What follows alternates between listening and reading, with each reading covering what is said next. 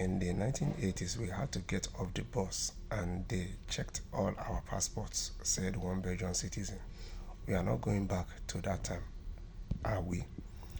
Germany's decision to introduce controls at each of its 9 borders for the next 6 months has caught those who frequently cross them in a maze of surprises and disapproval.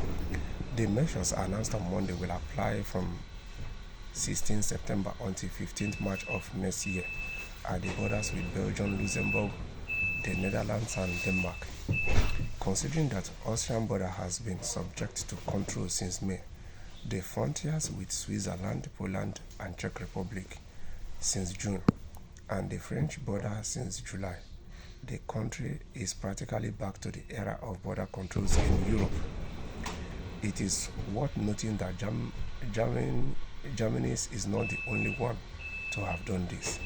This year alone, 10 countries in the open border Schengen zone reintroduced controls at some of their borders for reasons such as fighting terrorism and controlling illegal migration. So, at the end of the day, 10 other countries in these Schengen areas have started it too. So it's not just Germany, it's just that these are something that people are not used to. Yes, it's going to bring a whole lot of delays and it's going to make people to be uncomfortable, and it's even going to make people to limit their travel. And when it limits people's travel, limits people's shopping and their holidays, then it limits the money they are bringing into these neighboring countries to be able to promote the economies of this country. Yes, it's only normal that people will voice out their displeasure. As you can see, one Belgian citizen even remember that it happened in 1980. That's about 44 years now.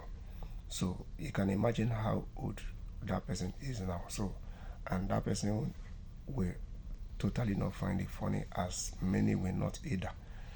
But the first constitutional duty any country who owns its citizen is to protect life and property. So they say they are doing it to fight terrorism, and secondly to control illegal migration or irregular migrants.